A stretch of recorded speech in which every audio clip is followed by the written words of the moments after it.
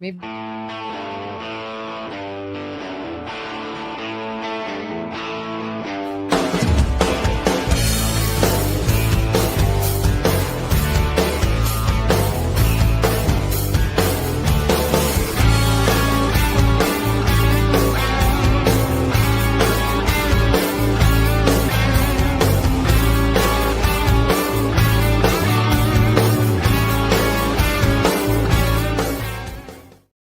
Good morning, Kelin. How are you? Good Monday morning. Look at this. Don't answer that.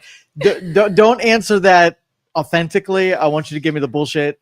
How's your morning going? Well, punctual we are. Right like at- right 9 at- on the dot. That's how we roll. We're so punctual. Yeah.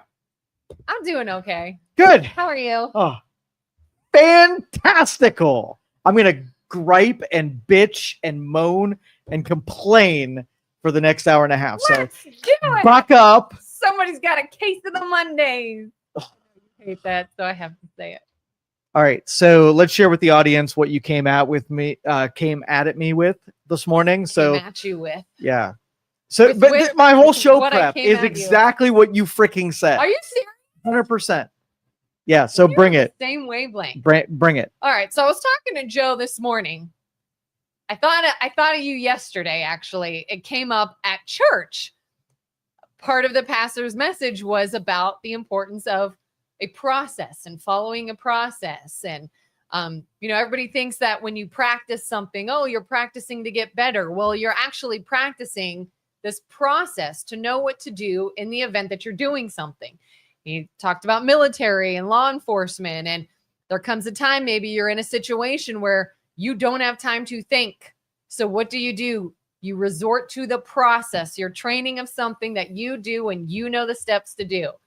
And I see that in my everyday life and the importance of what we do. And if you don't follow a process, then you get in a situation and all hell breaks loose and shit hits the fan. And now everything's an emergency. And now everything is snowballing into this negative reaction when it's like, oh, had you just followed the process, it would have worked itself out. Now, if you were to find out that you don't follow the process, how would you accept that? Would you I'd be like, say, as "Dang soon as someone pointed it out, you'd be like, oh, I didn't realize that, right? I'd be like, holy crap. All right. So I messed let's up just the say, process." let's just say I have a high opinion of myself, right? Sometimes. Okay. Yeah. So but you take a Navy SEAL who's done all the training and they are a machine. That person would think highly of themselves as well, right? And when they go through life and they see people who are just chaotic dumpster fires, they think to themselves, like, it doesn't have to be that way. And I'm not going to say anything because it's not like you're going to get up at 6 o'clock in the morning and you're not going to do 75 push-ups and you're not going to hold yourself accountable and responsible and you're not going to go do hard things. You're just a dumpster fire. And somehow society tolerates someone who is untrained, undisciplined, unprincipled, and unprofessional. And somehow we give them a stage and we allow them to do their thing. Well, and what we do is we then try to come up with ways to bail out the dumpster fire and work around the dumpster fire and handle things that the dumpster fire did instead of fixing the dumpster fire. Right. So let's talk about public dialogue because that's what the show is.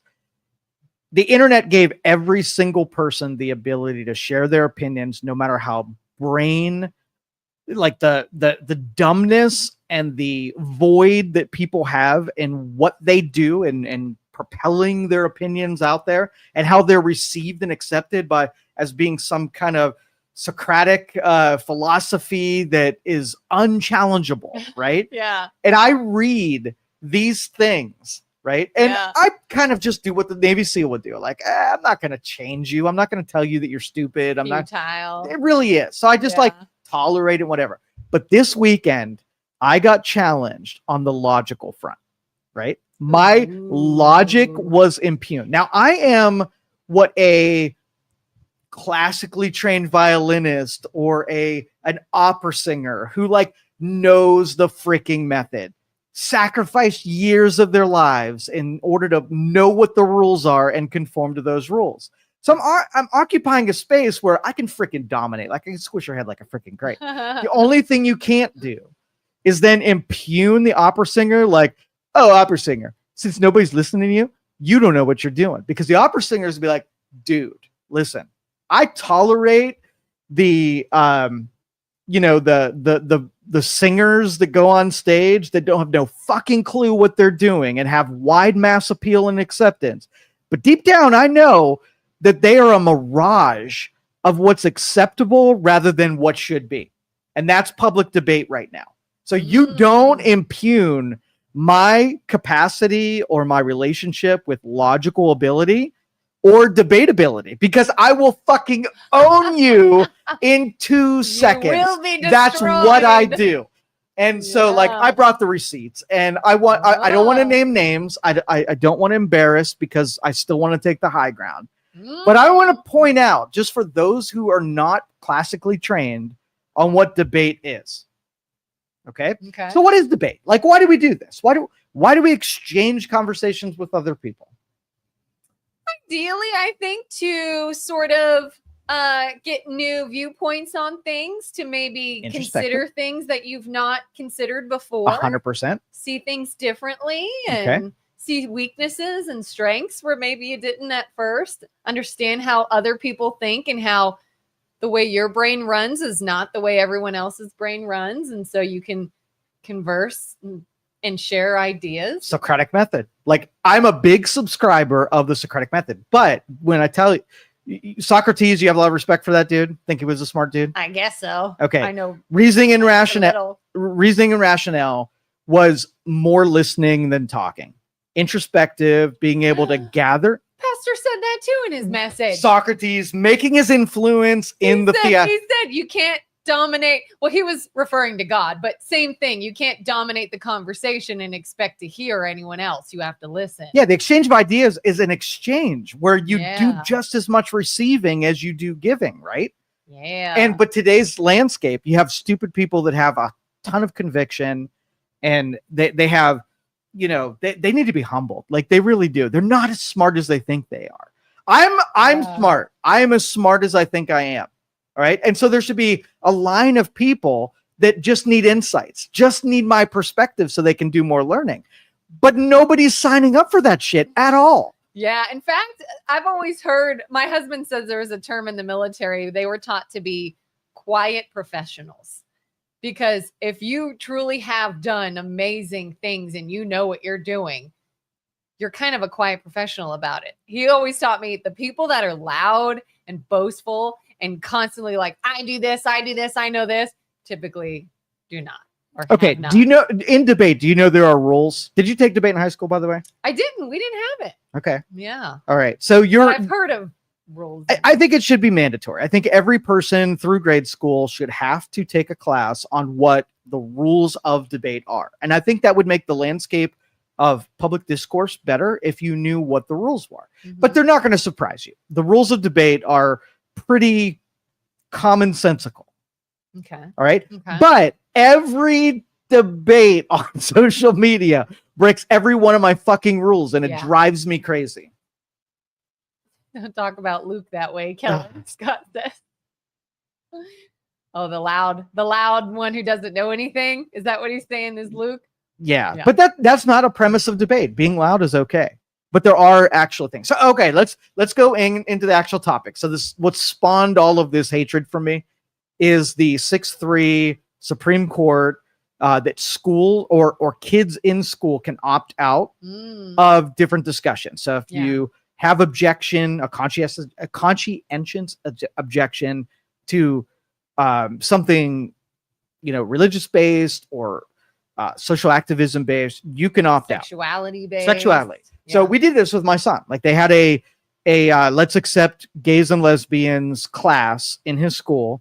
And when the curriculum came up, we said, oh yeah. Wow. And we said, yep, not going to take that. So he went off to a study hall. He skipped that whole activist debate. Now, I don't mind them having it, but giving parents the ability to be able to say, not your job, school. That's my job. Awesome. Now, some would argue that schools shouldn't do that at all. right? Mhm. And I don't necessarily agree with that because I don't think schools should have the ability to throttle information. But you should, like, if you were paying it, do you have the ability to opt out of any of our conversations? Do I? Yeah. Yeah. Okay. I'm not going to handcuff you to that chair, put toothpicks in your eyeballs, Oh, good. make you listen and watch to me because you're not my hostage. You are here on your own volition. And if you want to hear it and get information, cool. If not, so that's the number one rule of debate. I'm going to set that out. Okay. Is nobody gets to be held hostage to your message, right? Okay. It's up to you if you have something to say to either dress it up to the point where it's palatable to the other person, but nobody gets held hostage. So now 90% of the stuff that's on social media, if the hostage rules would be applied, all of it fails on rule number 1. Yeah. There's a lot of people where I'm just like, hide. And that Hide is them. your freedom, Yeah. right? But let's just say that your message is so important that we need to hold hostage everyone so they hear my message, right? Does that feel dirty? Every common sense. Nobody wants to be held against their will and listen to something that they do not agree with. Feels like tyrannical. 100%. So that is flaw number 1. So let me read you the lead into this. Okay. Because from a rationale level, I agree with this because everybody can make up their own rationale. That's your pitch, right? Yep. And the reason they call it an elevator pitch, do you know why? Is an elevator pitch like a certain amount of it's meant to be like a condensed version So of something? think of the elevator pitch as you hold hostage the CEO of a company and now they can't retreat and can't leave you. So now they're stuck with you. So you get to tell them your good idea, but you only got a really minimal amount of time. So there's 2 things. Yeah. Hold a CEO hostage and then get to the good stuff like right away to captivate their 2 minutes opponent. of my time. Because if they're not captive, right, they would never take your call. They would never set a meeting. The only reason that they have your attention is because you're stuck in an elevator. So the elevator pitch is sort of like a great example of, I have these kids in my classroom. They can't leave. They are in my crosshairs. I can say anything I want and they can't opt out. But the Supreme Court gave kids the ability to opt out of messaging that they do not disagree or do not agree with, and they can bail. Or they simply just don't want to hear what you have to say. I'd rather hear what my parents have to say. So the Supreme Court said during your elevator pitch, the CEO can hit a button on the elevator that drops them out of the bottom right into their office so they don't have to hear your shit. Right? So the elevator pitch changes when you don't hold captive the person who then is forced to hear whatever it is you have to say. It's up to you then to captivate without them hit. Because if they have that button where they can escape you in 2 seconds, how quickly are they going to fucking hit it? If you're like America's I've Got got this Talent. really good idea, right? It's a Bitcoin. It's cats and their furballs. Like any bad idea would get the button hit. Yeah. So anyway, all right, let me give you the premise. And I'm going to point out the fallacies and the lack of logical, I don't know, cardinal sins and how they are. Now I will depict. I won't read the whole thing. I'll just read up until I have an objection. Okay. Right. And so the LGBTQ plus people were really pissed off that kids could not then be taught about activist topics. Okay. Yeah. Opting out of LGBTQ topics in school is not just a personal choice, it's a form of erasure. Erasure. Yes. Form of erasure. That's point number definition. 1. Erasure means that we want to be oblivious to something that exists and we want to erase it. So us opting out means that we don't have to pay attention. We're going to pretend like it's not even there. So object number. Okay, so let me give you the rules of debate, and I printed them out. And there are actually 9 of them. Okay. Okay. And so, do you know what ad hominem in logical Homonym. ad hominem? It's the first cardinal sin of debate. No. All right, so you have something to say, and rather than us talk about what you have to say, I'm going to paint you as a moron. You're an idiot. You don't know what you're talking about. You probably have tons of bad things that you've ever done. Your authority on the subject is diminished because of what I'm going to say about you. That's an ad hominem where I'm going to attack the purveyor rather than the idea. Okay. Okay. Yeah. That's cardinal rule number 2 now on our list. Yeah. Straw man. I know you've used this term before, Yes. and I still don't fully understand what it means. Okay, think of a Straw scarecrow, man. right? So instead of asking you what your position, I'm going to construct the position and then predicate my response on the position that I've constructed. All right, so I'm going to make the jump that you hate puppies, and then I'm going to basically engineer my entire argument on something that I haven't established. It's based on what I say, is it? So if you're a racist, and since you're a racist, blah, blah, blah, and you're like, whoa, hold up. We haven't established I'm a racist. It takes more to then argue the racist part or that you hate puppies. Just because you said something doesn't make it true. So you voted for Trump, so you must be a racist. And since you're a racist, why do you hate black people? Like that is the waterfall of cardinal rule number 3 breaking is that you create a straw man and you are effed. When you take a classically trained debater like me, like, no, let's not scathe past the second dimension of your jump in the argument. Let's establish that I'm a racist first before we start predicating things on as a part of that I'm a racist. Okay. Appeal to emotion. How I feel about something rather than how something is, right? Yeah. So if I feel very strongly about something, I could not ever picture someone else not feeling the same way that I do. So my emotion takes precedent, and how I feel, how dare you? I am upset about this, and how dare you what not? Kind of person wouldn't care? Exactly. Logic doesn't connect with emotion because emotion is a 4th or 5th attribute of intelligent discussion. How I feel about it, no relevance whatsoever. So the puppy being cute or the life that they serve, an emotional appeal does not enter in a logical discussion. So these are the fallacies. When someone loses an argument, they appeal to a straw man. They appeal to an emotional connection. They take a chunk out of the person that is making the appeal. Hasty generalization. Do you know what hasty generalization is? Hasty generalization. Yes. I mean, I can assume it's just making generalizations. Don't mind Jerry. Joe's using the We're F fine. word is not very professional or respectful, especially when with a lady on the show. Also, are you a tester? Dude, I am on tilt, and so the F word was you're right. It is Jerry unprofessional. should know that the lady probably uses the F word more often. Yeah, but than if Jerry's listening at work and you have this dude who's dropping F bombs, that's not very professional, and it's not complimentary to the audience that we've attracted. All so right. Jerry's right. Heads up, I our am show wrong. is PG-13. I am no. Maybe it's I'm gonna rein it in, and I'm gonna do a better job. All right, hasty generalizations is where you jump to a conclusion that you wanted to come to, either with biases or lack of evidence. You came to the conclusion. You're being hasty. You're being hasty. We're not collecting all the data and seeing what happens. So it would be like a murder happened, and usually murder happens. It's the husband. So the husband did it. I'm going after the husband rather than taking a step back and saying, I don't know that. Like, I'm not going to jump to a conclusion because statistics say that it's usually the husband. Let's weigh through the details. Hasty generalizations are coming to a conclusion before you really have a level of certainty. Well, that kind of goes to the whole like, oh, you're such a racist. Well, that's kind of a hasty. Exactly. Okay. And they all funnel under the common sense, right? Yeah. All right. Begging the question. Circular reasoning. This begs the question. Okay. Circular reasoning is, logical is A to B, right? Circular reasoning is where you actually have to adopt part of your rationale into your conclusion, right? And so you always know when you're in a circular reasoning argument because your brain will accept it about 50% because that kind of made sense a little bit, but it'll reject it like, well, hold on. We're getting ahead of ourselves a little bit. So if you find yourself in the spot where your brain is both disagreeing and agreeing at the same time, you're probably within a circular reasoning argument. Let's see. False analogy.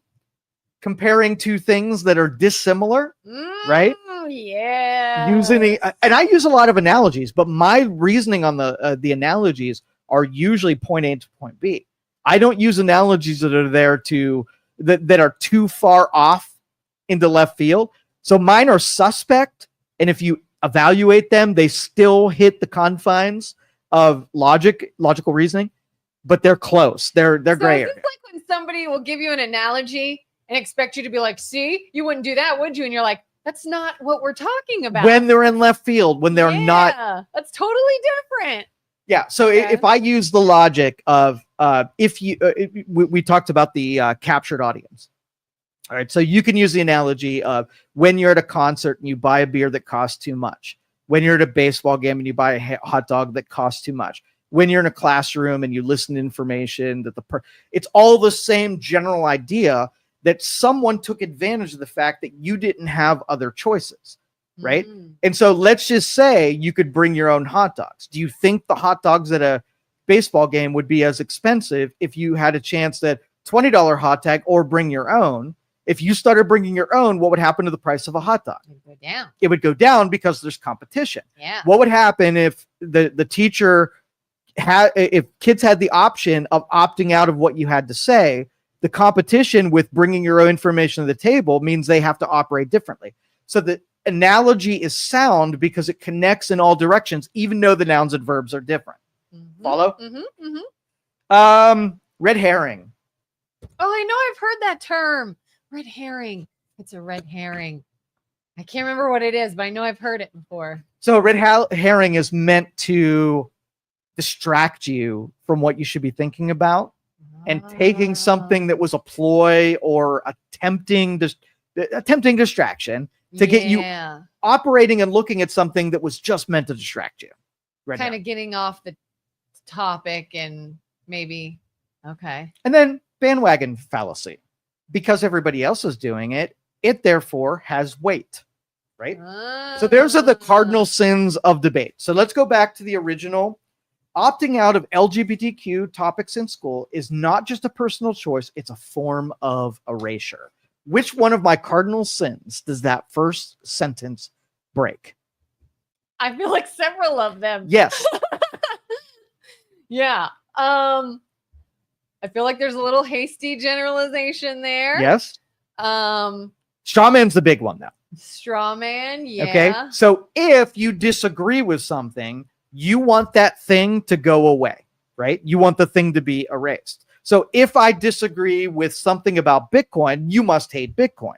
If I don't think dogs should be brought into public spaces, you hate dogs. Okay. So first sentence breaks about 3 of the logical premises of debate. Right? Let's go to sentence 2 because this gets worse. It really does. It sends the message that some people's identities are optional to acknowledge, discuss, or understand.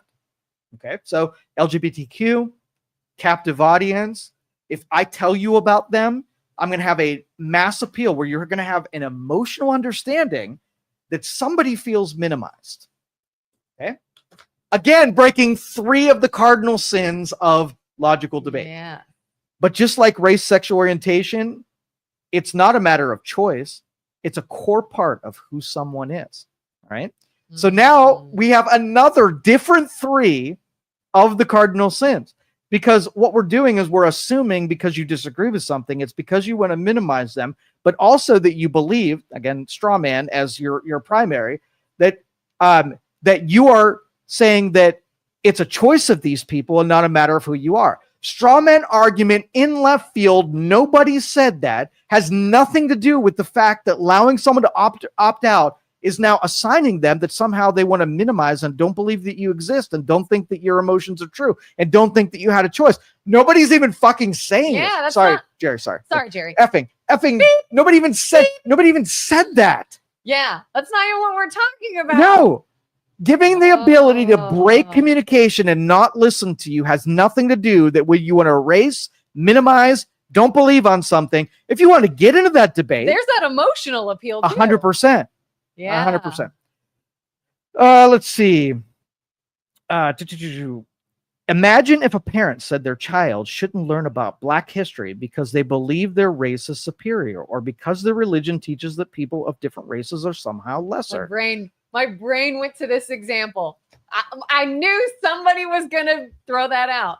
But if we want to opt out of learning about slavery, should you be able to, from a logical standpoint, if you don't want to learn about slavery, should you be able to?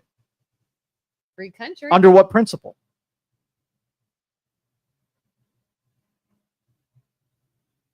Maybe you don't trust the source of information. maybe you want to. You have to have one in order for you to opt out of getting exposure to information. Does someone have the right to jump into your brain and force you to learn something that you don't? Or is it the responsibility of the purveyor to basically present and make palatable the information that they want to give? Yeah. So the argument has not changed, right? The people that support the 6-3 decision, right, want anybody for any reason to be able to disconnect the wire from you saying to me hearing, no matter what it is. So if it's Black History Month or what mathematics are or what happened with capitalism over socialism, doesn't matter, right? In order for me to listen to you, you can't psychologically or intellectually rape me. I have to be willing to listen to what you have to say. So it's up to you to make yourself a prime target for me want to listen to you. And this is like, I've said this before and I'll say it again. This is exactly why the Democrats lost this election. And I'm not talking about all Democrats. I'm talking about that idea of maybe a little further left where nobody could do anything or say anything without those things, without getting accused of being a certain way, without that generalization, without all these other things. And I think a larger group of people finally recognize, maybe they didn't know that there's 9 rules and there are names to it and there's a term for this, but their brains went, this is ridiculous. Like, I am getting called names. I'm getting called all these different things. I'm being accused of feeling a certain way and none of it's right. I don't feel those ways, but because I had the audacity to say something or look at something a different way, I'm getting accused of that. Bull crap. Yep. But now you can call them out for using one of the cardinal sins against debate. And when you lose a debate, it's because, okay, so evidence that you're losing a debate is when you take one of these attacks because they're effective. Other dumb people will high five you after you've attacked the character of the person that's saying it. Yeah. Right? Yeah. And they'll think you own them. But in reality, the Navy SEAL debater is like shaking his head saying, you're so dumb. You should not be allowed. You should have your permit revoked for being on social media. Do you ever watch Jordan Peterson? Yeah, all the time. So I think what he does, I used to say Jordan Peterson to me is very interesting, but sometimes my brain can't take how long it takes him to get to a point. I almost want to be like, can you just use layman's terms? Yes. But what he's doing is flat out establishing, what do we mean by this? What do we mean by this? So we know what we're discussing. Yeah, when you read a white paper, like a scientific research and study, they follow a template because they have to make an argument in a series of steps in order to be received and accepted by another smart person, knowing that they weren't like writing an emotional thing like, this drug is really cool, dude, and you should do it. Like, that's meaningless to a person that has insight and ability. Yeah. You need to sort of like put your ingredients in certain steps. So the other person, when they read it, is like, I'm going to take what you gave me and I'm going to receive it and add to it. And it's going to become part of human knowledge and instinct rather than just an emotional vomit on social media. Yeah. All right. So this is my favorite paragraph because I can do the most with it. This isn't about forcing beliefs. It's about teaching that LGBTQ plus people exist, that they have families, histories, struggles, and contributions that deserve to be acknowledged just like anyone else. So what is the presupposition in that? Meaning that if I support the 6-3 ruling that people should opt out, that then therefore that I don't believe these people exist. That they're not they don't families. They don't have families, they don't have struggles, and they don't have any contributions that deserve to be acknowledged. Is that a step too far? Is it, because if you asked me, like, you can ask me like, hey, Joe, do you believe that LGBTQ people exist? I would say, yep. Do you still support the 6-3 deal? Yep. Do you think they have histories and families? Yep. So far, you've gotten the person that's presenting the acknowledgement and the agreement, right? Yeah. But then you are going to make the acknowledgement that even though you said you did, you really don't. Go back to the cardinal rules. If you take a straw man and after you've asked me if I believe something, if you then refer to me not believing it, even after you've asked me, you have direct evidence from first person that I am agreeing it, you're doubting it. So not only are you insulting me, right, by saying that I'm lying and telling an untruth that I don't really believe something, then you're straw manning by then referring to something that I just said that isn't true. And here's what gets me too is, so while my kids' school, as far as I know, I guess I don't know for sure. As far as I know, they've never had any sort of discussion about the LGBTQ community. But I have seen in every era since I was a kid, I went through this as a kid. My kids have gone through this. Their kids will go through this. There comes a time, I think it's in 5th grade, that the boys and girls go to different classrooms and they learn about the birds and the bees and how their bodies work and menstrual cycles and things of that nature. And what comes home every single year to every group of parents, please check no if you would like your child to opt out of this discussion. Mm-hmm. And nobody raises a stink. Nobody says, are you saying that they won't have a menstrual cycle? Are you saying that they won't go through puberty? That is an illogical jump. When you take these are the people that told me that I don't have a firm grasp of logic, that are saying, Joe, you think that if you don't want a school, okay, so let me give you hypotheticals, right? Yep. I could have a decision that I'm going to opt my kid out of the sex ed portion of that. Hypothetical one. Number one is that I tell my kid that they don't have reproductive parts and I want them to keep them. So that's a possibility. Number two, I might not agree with how you teach it or what you teach, and I'd like to do that. Which are the most logical portions of that? The second one. The second one, right? Yeah. Or easy, commonsensical. What carries the most like emotional weight? That if I didn't want to teach my kids about their reproductive parts, you must right? want to just stunt them. Exactly. And give them no preparation. 100%. So if I want to accuse you of being a terrible person, I would do it through pseudo logical debate where I'm making a charge against you that isn't really there. So am I a racist? Do you believe I'm a racist? No. You've been around me for a couple years. Is there anything when the camera's not rolling that I've ever said that are racist? No. How many people believe on social media that I have racist tendencies? Probably a lot. A lot. If you say or do anything. Or anti-LB. How do I feel about LGBTQ? You seem pretty supportive. You think I'm supportive? Yeah. Okay. How do people on social media feel that I am supportive or not? Do you think probably think you're a bigot? I'm a bigot? Yeah. Okay. Why? Like, how do we go from a person who is a libertarian?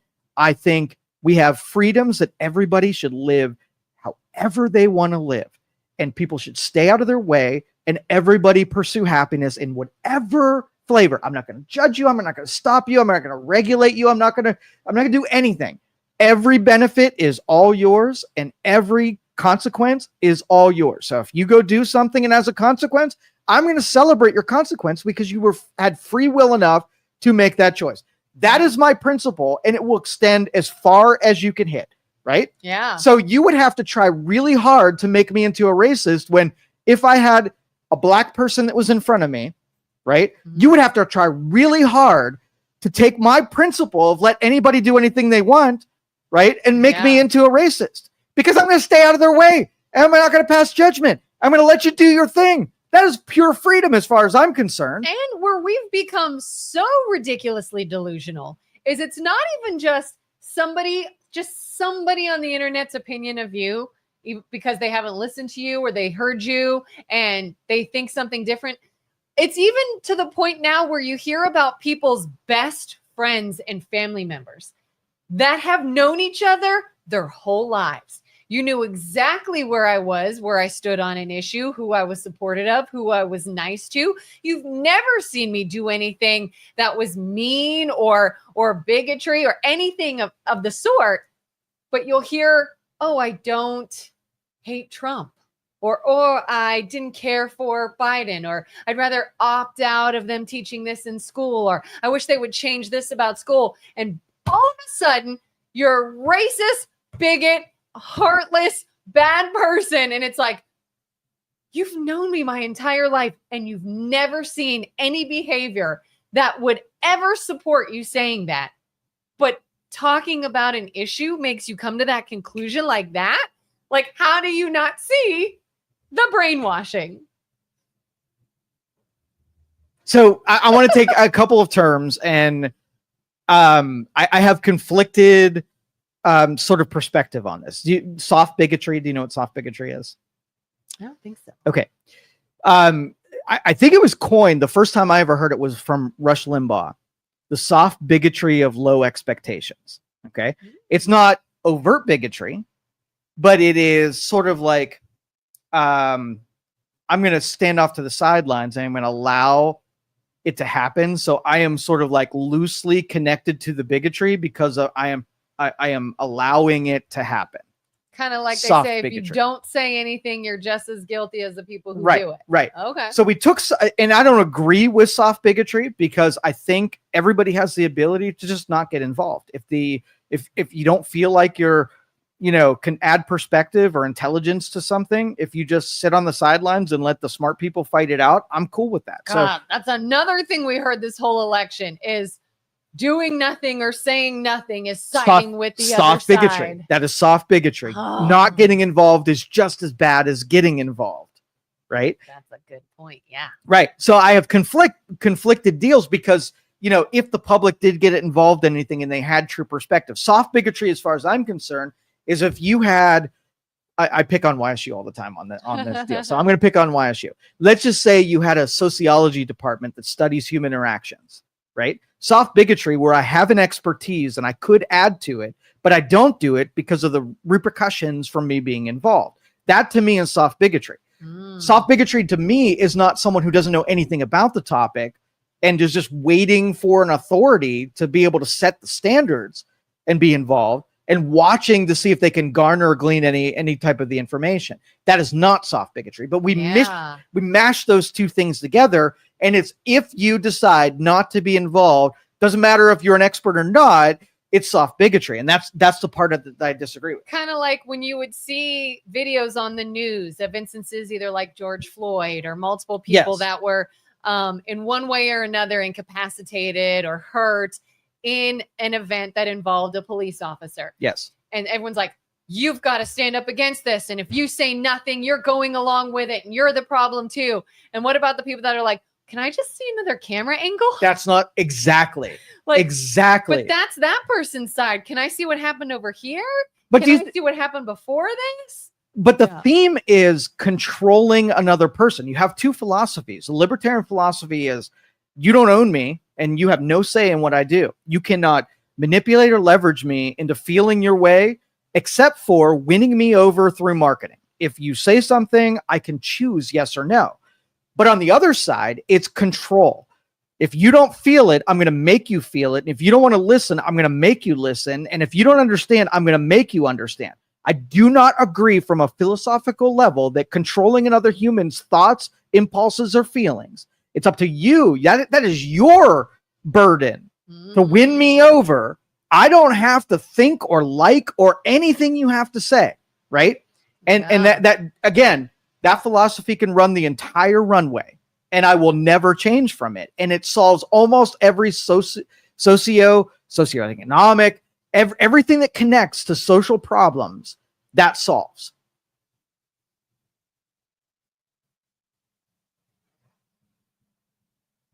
The awkward pause. Yeah, I got multiple things in my head. When you're in a court situation, who has the burden of proof? The person... The prosecutor. Prosecutor has a burden of proof. Yes. Something. Yeah. Not the defendant. Correct. So if I'm going to say you're a terrible person and you hate LGBTQ, I've got to say why. And if it's, well, because you disagree with me. It is your burden to move someone from their current location. And the default location is wherever they stand. And it's up to you. You cannot force them. You do not own other people. And the Democrats and socialists want to control thoughts and actions of other people. And ultimately, I would disagree. So you can almost take those two philosophies I just laid out and figure out where I would land on any court ruling, anything, right? Yeah. I mean, I feel like I'm one of those people when it comes to like the LGBTQ stuff. Again, I I don't mind grown adults living their life. I will acknowledge a family that has, oh, look, they have 2 moms or 2 dads and they're a family. Absolutely. And if they want to dress a certain way, okay, go ahead. One of my best friends through high school graduated from college and met a person who then transitioned and they got married and I attended their wedding. And all these different things mean nothing if then I go and say, yeah, you know what? I don't really know what you're going to say to my kid in that meeting. And I don't know how this is going to be portrayed. And I'd rather just you not. I feel like I can give them some more information on this, and I'd rather them not hear it from you in a classroom setting. And everything I just said will be. All right, I'm going to address that. Let me read the final paragraph of this totally emotional, non-debate pseudo-intellectualism. Yeah. Because I agree with this one. This is my second favorite line in this. Education should open minds, not validate discrimination. We can't claim to prepare young people for a diverse world while giving them permission to pretend some people don't exist. We don't have to claim gay is wrong or right, but we shouldn't pretend it doesn't exist and isn't a normal part of humanity. But nobody's pretending it doesn't exist. Again, the same cardinal sin is you are straw manning me, saying that I don't believe they exist. So let's use an example. Let's just say you're going French. Okay. Kelin shows up today and says, Joe, I want to tell you something. I've decided that I'm going to have a furry tail attached to a butt plug, and I'm going to go around my day with a fox tail. Right? Yeah. Now, I want you to tell me where then you lose me, right? So number one, your choice to wear a butt plug with a foxtail on it. That's your choice, right? Yeah. My only requirement is it doesn't affect me. Yeah. If it's your butt plug and it's your foxtail, I don't care 2 shits about what you do. Sorry, Jerry. I don't care, right? Yeah. But if you take your expression of something you want to do and you start negatively affecting other people, that's where I start to have a problem. If I disagree that you should go about your day with your foxtail, right? And you ask me and I tell you, I will judge you harshly based on whether or not I think it's a healthy thing, whether or not I think you should do it. So if you don't want my opinion about whether or not I think you should do it, I will give you the consideration that I won't tell you what I feel about your butt plug unless you freaking ask me for it, right? So far we have an understanding. Do what you want to do. Don't affect other people. Don't try to pummel me with something that I don't agree with. Don't rub it in my face and make it so that you're like trying to upset me because of your decisions.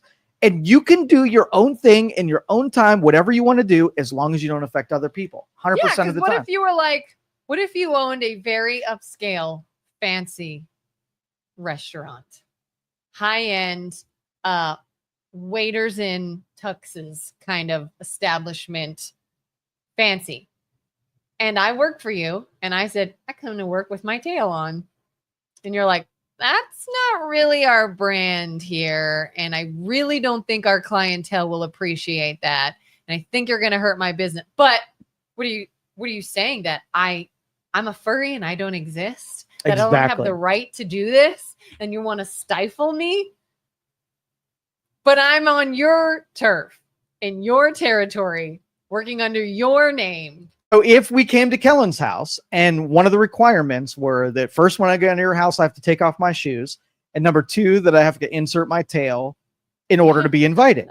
Right. And then you say that and I say, okay, I'm going to opt out. I'm not going to come to your house because I don't want to do those things. Yeah. Perfectly onset to the rules. I can't be included in your house because that's a prerequisite. You told me what the prerequisite is and I can opt out. Now we have, if you wanted to entice me to come to your house and you knew that I had an objection to whatever it is that you're doing, right? Then you can make an offering and have some kind of concession so that if you wanted me there, you know that rules would have to be broken. Thank you, sir. Okay. That is the accurate transactional human to human concession, sort of like concession. Got the Pullen Library Steakhouse attire. Yes. The tux or the tail, or both? The tail. I'm certain he's talking. So, but I like this part of it. Education should open minds. Let's delve on that. Should education open minds? Yeah. To what? We gotta specify, what are you opening your mind to? And can you consistently apply the rule? I feel like it's meant to sort of give you the ability to consider information. And all information? Yeah, take in information. Okay, so schools should teach kids how to make bombs, right? It's opening the mind to things that you didn't know before. So do we have standards? Do we have a level in which we give you the critical thought? So if you filled in the bond making, that's on you. But I want to open your mind to information that leads you to whatever your trajectory is, right? Yeah. There's two parts of this. There's the sort of the function of gathering details of information to an end, and then what the end is. So we have two standards. What should the end be, right? Yeah. And then what should the mechanism be? Yeah, I feel like it's learn how to learn, but we're not going to tell you what to know. Like, here's how to consider all things and gather information, rather than, hey, this is the right way to do it. Right. This is what. So what if you took in information and that information suggested that lesbian, gays, bisexuals are not a great contributor to society? Is opening your mind to possibilities then restricted to what I want conclusion that you what the conclusion I want you to come to? Or should we don't worry about the critical thinking that gets you there? I want to tell you what the end is, and I do not want you to disagree. I want to make my case based on straw man and emotional appeals and leverage and all of those things. Yeah. And I just want to tell you what to do. I'm going to tell you how you should feel about this. 100%. So that's why I agree that there should be standards, and the people that engineer education should open the brain on critical thoughts to be able to take in information and come to good conclusions that sort of like carry the human race forward, right? Yeah. And if you take something destructive, like if you do bloodletting, right, it might, let's say bloodletting is one of my favorite examples of it had noble intentions, but they were just god-awful wrong. So you have to think of how many god-awful wrongs that we're teaching right now, that from a historical standpoint, they're going to look back on today and said, what the frick were those people thinking? Right? Yeah. So you have to structure education that you might have everything freaking wrong. And I just want to teach you how to think by critically evaluating information and data. And no matter what conclusions that you come to, that those conclusions are yours, and I'm not in control of them. So my structure has to be, and my mechanisms have to be really good. So if you go off in left field and start believing in the moon landing wasn't real and the earth is really flat and Sasquatch is the most important person on the planet, then I got to work on my mechanisms. Yeah. So would you be, it's so funny that we're talking about this over the weekend. My son asked us, what does controversial mean? And we were telling him examples of what a controversial topic might be. And, you know, how somebody might see it this way, but somebody else might see it this way. And, you know, who's right, who's wrong, or is it opinion, or is it, and it was this whole long thing. So if the school came to you and said, here's the curriculum of what we're going to talk to your kids about. We're going to say, this is a controversial topic, and here's why it's controversial. Some people say this, and some people say this. Do with it what you will. Would you be less inclined to pull them from that? Would you say, I don't want them hearing anything from you? Or would you say, I just don't want you telling them what they should think and feel? No, that is a perfect model that throughout history, if you go to vote and you're like, here's an issue one, this is a tax levy on blah, blah, blah. The proponents say this, and the critics say this. And then you can read the people who will take shots at it and people who support it. And then you can make an informed decision. So if you taught slavery and you said, here are people who wanted slavery and here's people who didn't want slavery. Now you can make an informed decision whether you think slavery is an important part of humanity's, you know, pursuits. Yeah. Or here's what Native Americans did, right? Here's what we did to Native Americans. Form your own conclusions, right? Yeah. And that sort of like punctures the advocacy for an end and gives you all the information. And you might not like the one that you disagree with. So let's just say theology, right? So theology is a controversial thing, meaning that there are people on both sides of it. And I'm not going to minimize. If you don't like religion, I want to hear why you don't like it. And if you have points that I could agree with, like, can you be open enough to know that the person that disagrees with you has pretty good points on it? They have facts that make you question maybe some of your own beliefs. And I think, religion doesn't like that either. Blasphemy is sort of like religions say of don't really look at the details and data. Yeah. Right. I just want you to have faith and believe and suspend all of your criticisms whatsoever. I don't believe in that either. Religion should be impervious to criticism, not because I told you to be, that you can't question it. It's because when you say something, I've got an answer for it. And I think all educational pursuits, if they're missing the element of the other side of the argument, it's not education, it's indoctrination. That's my disagreement with today's education, is they want you to come to a conclusion and they're going to give you lopsided information that supports the conclusion that you want to get to. And I disagree with that. We did something interesting. I remember in high school, we had a government class, and we must have been learning about Republicans and Democrats and what they are. And I remember the teacher reading a list of things, like sentences. And she says, all right, anybody who believes this and you agree with this, stand over here. And if you believe and agree with this statement, you stand over here. And she read multiple things, and people would think, they'd go over here. And, okay, do you think you should blah, blah, blah, blah, blah, blah. And then some people would go over here. And then she went over and wrote Republicans, Democrats, to see, like, where are your beliefs? And it was general, obviously. Yeah. People think that those change. But it was interesting that they heard the things before the label or the title and sort of got to think about something in two different ways rather than a right and a wrong. Do you think the groups would be different if they said, if you're Republican, stand over here, if you're Democrat, stand over here? Do you think it would have been a different group? Without the questions first, Yeah. you mean? Probably. Okay. I think depending on what you think you know. I mean, and I'll admit, I grew up with the idea in my head that Democrats were good people and Republicans were not. And Democrats wanted everybody to live peacefully and have human rights and help each other and all that. And Republicans were just rich and greedy conservatives and judgmental. And it was just sort of whoever I was around growing up, I guess that somehow got in my head. And that's a very hard thing to break when you just believe it for whatever reason. And it's very interesting when you start seeing people that show the ideals that you always believe. They do help people. They do care about other people.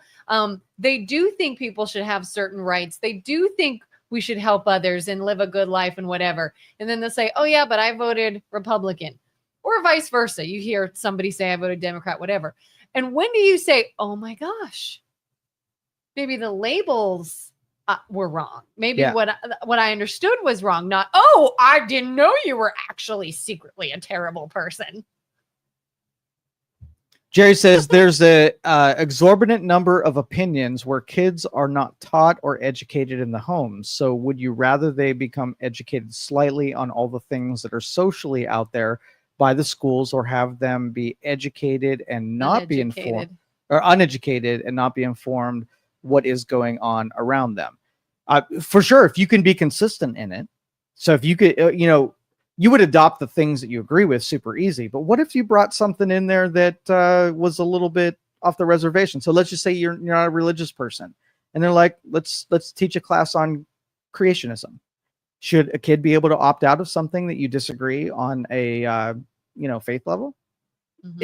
If you in my principle, yes, I just said opting out here means opting out here regardless, because you're going to come to your own conclusion. So, my cousin actually, probably really the smartest response to that whole thread was hey, can we just, talk about math, history, sciences, and hit the standards, the things that aren't controversial, and do them really well. And maybe we won't have time to get to the social things at all. So if you're doing math really well, like, it's hard to argue math. It really is. Like, you could teach it to a high level And then if you have any extra time, then we can talk about the furries and how they contribute to society, right?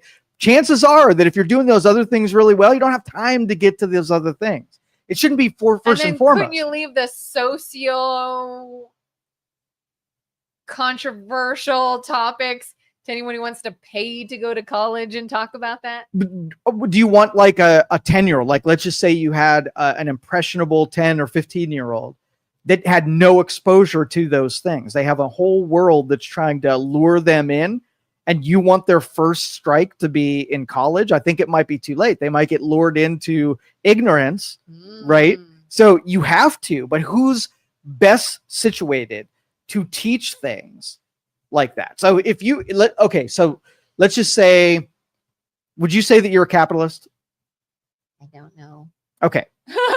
So if your kid at 12 years old said, Mom, I want to know what socialism and capitalism is, right? Would you, as a parent, try to get them on a side? Or would you be like, here's the benefits of socialism. Here's the downside. Here's the upside of capitalism. Here's the downside. Could you have an objective conversation with your kid? Or would you trust that a teacher could be objective and give the pros and cons of each one and let the kid decide? If you want your kid to decide, like parents are want the kid to be a certain way, want politeness, want consideration, want, all the things for them.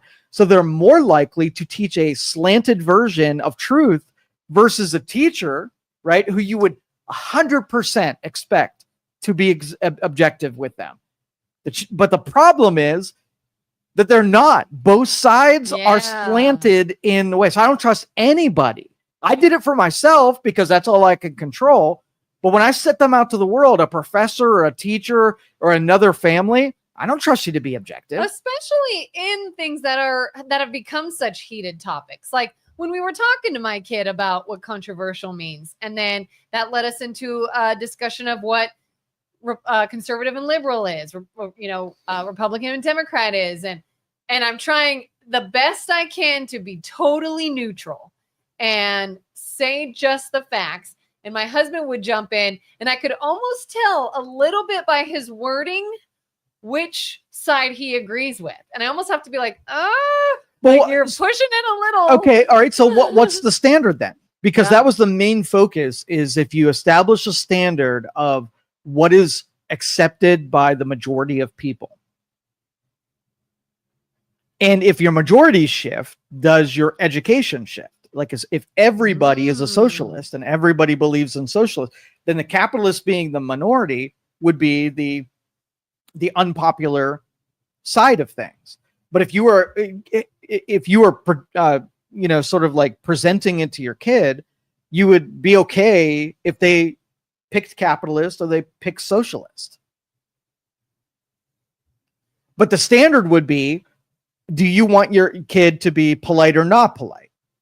It's socially acceptable to be polite, and you have an end in wanting to be polite. But what if they chose that they don't like being polite and they're not going to? You have to have a standard that says, even though you're free to have free will to choose polite or not polite, I want you to pick this one. And how's that different than a social exercise of, liking black people or not liking black people, or liking LGBTQ or not liking LGBTQ? Like, there's a level of, this is acceptable and this is, you got free reign to choose. Yeah, because you're definitely going to see consequences, and you're definitely going to see how being one or the other affects your life and your relationships. Right. And a lot of the stuff that we hold and talk about on the show, we get criticisms from and we get judged because of, and those are our consequences. I talk about these things regularly, and I have to defend. I have people approach me on a regular basis that think that I hate certain people that I don't actually hate. And so I have to defend why I say some certain things, because there's hell to pay. Now, I could either shut up and get no criticisms, right? Or take advantage of the opportunity to air my defenses against those criticisms. And I choose the latter. Like, I'm confident in what I believe. I've kind of felt similar when we started doing this podcast. I know you told me repeatedly, do not read the comments on social media, like on YouTube and all these other things. And especially because a lot of them are just bots and they're trying to be hurtful. But I kept I would see these people saying things about me that I knew were just flat out not true, and assuming that I am a certain way that I am completely not. And while I didn't go on and fight with them because I knew that was futile, it started to get to me where I was like, oh my God, I'd rather just never give my opinion on anything again. And I just won't talk about anything because I'd rather not be heard at all than misunderstood. And then I finally came to the realization of like, that's bull crap. That's why we are so divided. That's why there are two extreme parties instead of a middle ground that makes sense. That's why people are fighting with people that they've known their whole lives, but then they hear one thing and they sever ties. Like, we are in a really dysfunctional time right now in our history. And I think it's because people have to hear things and they have to be able to know where someone's coming from and consider other points and truly listen and not just assume because that means this, And so I was like, well, that's why I felt like this was an important show to point that out, because you and we are purveyors of this, of Socrates' method. We really are. And the problem is that we're alone in the Socratic method. All right. Because it not only do the people we're arguing with have to have an understanding of the philosophy of debate, they have to conform to the rules, or else it doesn't work. Like if you get in front of someone who's not, just has total blind spot to listening, trying to understand, repeating, acknowledging, and then coming to a concession, or sort of like an understanding between two people. If I'm willing to do that and you are not, but you approach people as if they are an equal adversary, but they don't conform to any of the rules, you will be you will walk out to the battlefield knowing that the generals sit back here and the front linemen sit here, and you expect the person in front of you to follow the freaking rules. And they lift their gun and they take out the general. You're going to be like, that's not what you're supposed to do. You're supposed to shoot at the front linesmen. You're not supposed to, you take it, the general? That's just anarchy. That's chaos. That's not how war works. But as long as your opponent discards all of the rules, you can't read the comments, because the Socratic method means that you're going to read what somebody says. You're going to go introspective. You're going to consider their thoughts. You're going to enter into the machinery of trying to make some concessions and some relatability with the person. Mm-hmm. And when it enters and it's just terrible data, you're going to be confused as the intelligent one. And the other, your opponent, is going to think you're a freaking moron. Right? So you might as well not have started that debate. Or their whole dumb opinion will get validated. But you'll consider it as if it were a real opinion, and it's not. Yeah. So the noblemen, and you got to consider, like, the peasants and the noblemen, you think like there was this division between different classes of people. What if they were right? What if the peasants had no business participating in important things because they just weren't bright enough? And then we mishmashed. We created nobility. We didn't like that. We didn't like to be structured that. Let's just let everybody have a voice and everybody do things. And then we're looking around like, all right, well, we're gonna recategorize ourselves. It's gonna happen where smart people are going to take primitive concentrations over here, and the dumb people are gonna read comments and actually consider them. Right? Yeah, it's kind of like, this is why they separate the adults from the kids' table at events. Exactly. It's almost like, let's let all the kids come and join our conversation. It feels good, and it has emotional appeal, just like this argument. It's a rationalization. Kids should just be in with adults. And when you actually do, it's like, holy shit. Like, there's a reason the kids are at that table. That's my favorite cut down. If we're talking to someone and like somebody else chimes in and what they say is so off base and out of line and dumb, I just want to be like, shh, grown-ups are talking. Yes, yes, it is true. Carter says TDS is dangerous and hateful, but is driven by the mainstream media. People are driven apart, and a lot of its lies and deception. evidence of a really, I don't know what the end of this. We threw it out there. The debates cannot be had because a lot of the people, and I will tell you, the person I debated with this over the weekend was really intelligent in most respects. Only problem is they're being ruled by the emotions, and they are completely oblivious that they broke logical conclusions and then just insisted that I wasn't the one following logic. And that blew my mind. And I'm like, it wasn't even worth arguing at that point. That's someone who said, no, you're a turd head. And you're like, okay, well, like, we're not on the same level here. I saw an interesting video on Facebook, and it was, I'm assuming the Jeff Bezos, Lauren Sanchez wedding must have been over the weekend. Yeah. And so it was snippets of Bezos, the Kardashians, all these celebrities just dressed to the nines, getting on a boat, sipping champagne. And it says 2 different worlds. And it cuts to poor children in the Middle East, in rubble, in rags, crying, starving. And it was like 2 different worlds. And part of me is like, oh my gosh, gut reaction is, that's so horrible. Give some of the money to them. And then I went, this is so manipulative, because I feel like the two have nothing to do with each other. And are we a country that has a lot of wealthy people? Yes. Are there other countries that have wealthy people? Yes. What is this footage that we're looking at? What is that country? What is happening here? Are they led by somebody keeping them that way? Like the insinuation was almost that it's our fault they're that way. It's, you can't have money, you're stifling them. And to me, it was like, there are a lot of things that go into the differences between the two. And this feels like it is pitting us against each other again.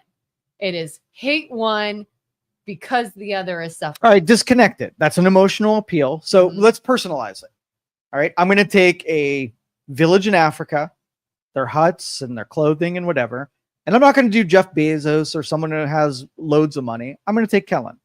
I'm going to take Kelin's central air and her televisions and her designer bag and clothing. And I'm going to put that, and I'm going to say, look at these two, this stark contrast. You are living it up in comparison to this village in Africa of this person that's starving, has nothing. Now I'm going to say, what should you do, Kelin? What is your responsibility to the village in Africa? When you personalize it, like, you're going to say there's an order of unfairness here. And in that comparison, because you're making an accusation that is unnamed. So make your accusation. What do I think? Do I think that Kelin should box up all of her stuff and send it to the village in Africa? Right. Kelin, a greedy, uncaring person. Right. Because it's an unfair advantage that you have, obviously, over this other person. When you personalize the person making that argument, it's easy when you take someone who's not you and think what should happen to them.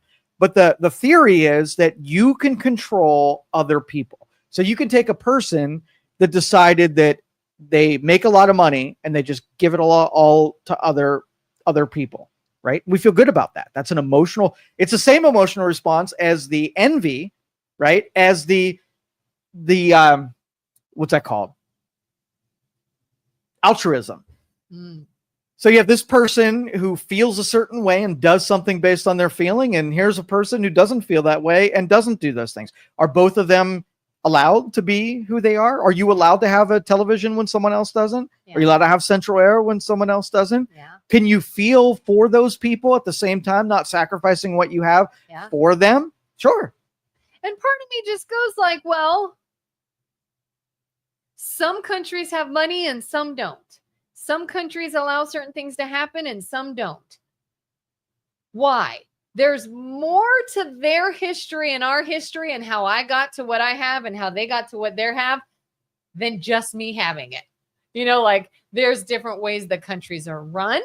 There are different resources available there. Well, but just make your argument. Like, what are you saying? Are you saying that,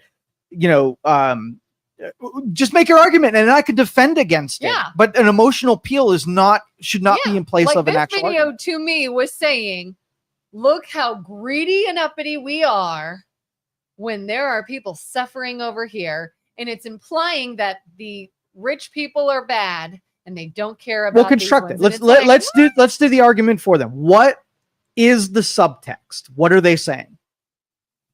So the country, you shouldn't have that much money when somebody else. So the cause of people being poor is that rich people are taking in a finite world. Is okay. So hold on. That's first level. Yeah. So then you'd have to make the logical, jumps.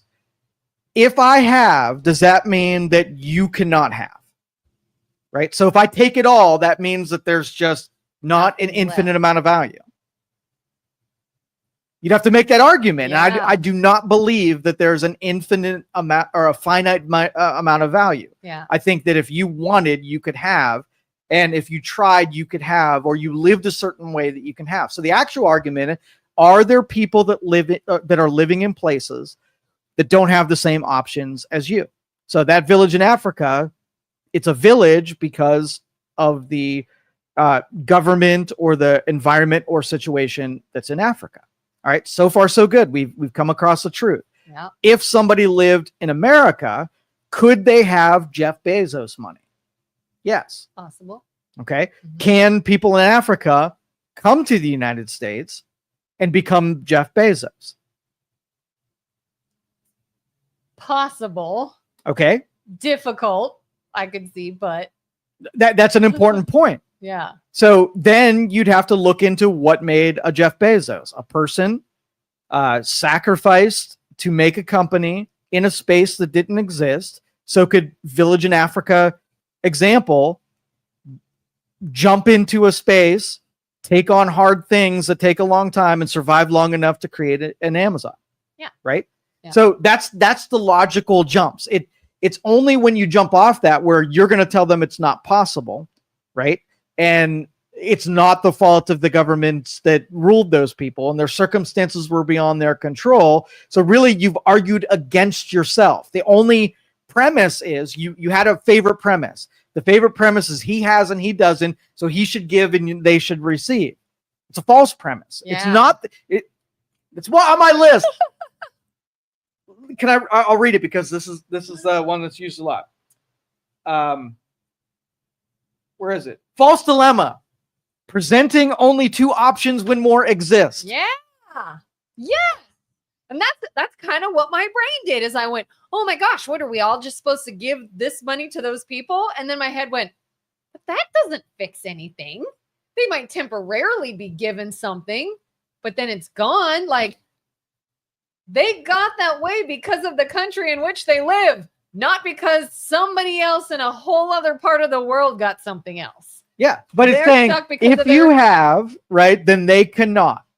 And if you give, then they will have. Okay, that's two options, and it's terrible options. Yeah. There are a million other options in the middle that you could pursue. But being like entrenching in that there's a false dilemma, right, limits that I check out of that debate.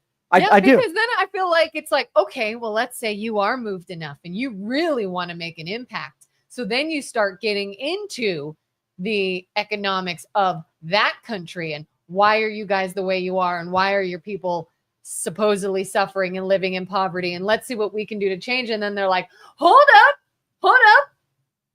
You can't tell their country what to do. You can't go over and affect their country. You can't take them over. You can't enforce your ideals on them. They're their own country. And you're like, all right, I'll just go back to my yacht, but you're the bad person. Don't try to get involved. Just give them your money, which is insane. I tell you, my marathon example, I've been using it for 15 years now, and it's the most easy to understand. Just sitting with two people. One of them has an entire shelf of marathon trophies. And some kid comes in and says, I want trophies too. Like, those are freaking awesome. Like, I'd really like to have trophies. You have a lot and I have none. So then you go to a mathematics person and you say, listen, mathematics person, I want you to engineer. So this person who wants the trophies, right? Yeah. Has a high probable chance of getting the trophies. So what do? The mathematics is going to say, okay, well, we have a group, right, that did that thing. Let's evaluate and analyze everything that they do. And I'm going to take that and I'm going to say, here, Mr. Person with no trophies. Here's 100 things that person does. I don't know which of those contributed to the trophies. I could probably wade through it. We could do some, but here's just all 100. All you got to do is take those 100. Now, it's not a sure thing. Just because you do those 100 things, all you're going to do is take the probability that you get better. You might not have all the trophies, but you will get closer to trophies after doing these 100 things. I can guarantee it mathematically. Guarantee it. Yeah. And so if you did that, if you take two things that are on either side of the spectrum and say, here's a person that has and here's a person that doesn't, use the model of the person that has, give them all the information and say, go do that. If you get pushback, well, I don't feel like getting up at 5 o'clock in the morning and running 3 miles every day before work. I've got things to do. Like, I'm too busy for that. I like to sleep in. Every concession that you make is going to illustrate the reason why you don't have trophies. So if you just do those things, right, and then you can complain. Then you can come back and say, I did all 100 things and I don't have trophies. Then the engineer is going to come back and figure out with more information why you don't have those trophies. And I bet you every time you're audited, there's going to be reasons and things why you are being kept from the thing that you say that you want. It's hard to argue with that logic. It really is. I saw somebody posted over the weekend on Facebook. They were talking about the potential Medicaid cuts and how awful Republicans are and what a cult this is that is just designed to hurt people. And dude, like that's 3 off of my list right off the get-go. All right. So they posted an article and I said, all right, I'm going to consider this. I want to truly consider this because I sure as heck don't want to side with a cult that just wants to hurt people. Let me read your article. And so I opened it up and I went, first of all, let's count how many times the word could, might, possibly are in there. Not that it did, not that it will, could, might, maybe, given this circumstance. And then it's like, okay, well, who is this affecting? Someone who chose this instead of this. You could have made a better decision there. Well, it won't help me with my GLP-1 weight loss. And they might cut that. I'm like, could you do other things to help what that's helping? Yep. And I got to the point where I was just like, all right, argument is futile. I could point all these things out to this person, or I could say, clearly you've dug your heels in and choosing to believe this. So we're done here. But is it accurate? Is their point accurate? Yeah. No. Okay. So when they say that Medicaid is being cut, is that a truthful? If I looked at the balance sheet, so the definition of cut is to have a lesser value than something else. Do you think Medicaid spending is going up or staying the same or going down? Medicaid spending always goes up perpetually. So that's not what they're saying. Are there recipients of Medicaid that are no longer going to receive Medicaid like they did before? That is true. There are going to be people that no longer can get what they got before. So yes, it is being cut. So fill in the rest. I didn't read the article. I'm still paying attention to find in what cuts and if I have a true disagreement with them. Well, I have yet to see anything that it truly was, that this was cut and now I'm screwed. And maybe there are examples of that. I don't know, but I've yet to see where this is a thing. It's always this could affect, this might do this. One of which was like, this woman, I guess, was working and she's like, I work, but I don't make a lot of money and I can't afford my weight loss drug.